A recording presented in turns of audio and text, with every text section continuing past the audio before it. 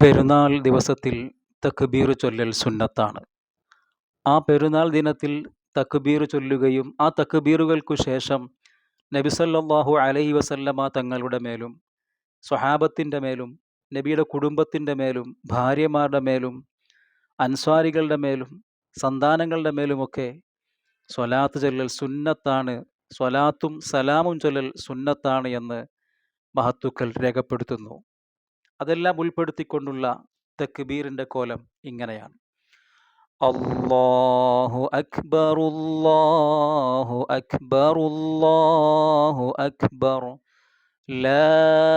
ഇലാഹ ഇല്ലല്ലാഹു വല്ലാഹു അക്ബർ അല്ലാഹു അക്ബർ വലില്ലാഹിൽ ഹംദ് അല്ലാഹു അക്ബർ കബീറാ വൽഹംദുലില്ലാഹി കസീറാ വസുബ്ഹാനല്ലാഹി ബുക്റതൻ വഅസീലാ ലാ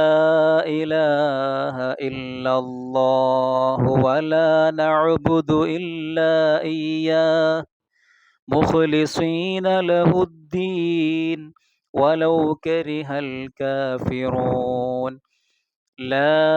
إله إلا الله وحده صدق وعده ونصر عبده وهزم الأحزاب وحده اللهم صل وسلم وبارك على سيدنا محمد وعلى آل سيدنا محمد وعلى أصحاب سيدنا محمد وعلى أنصار سيدنا محمد وعلى أزواج سيدنا محمد وعلى ذرية النبي محمد سلم تسليما كثيرا كثيرا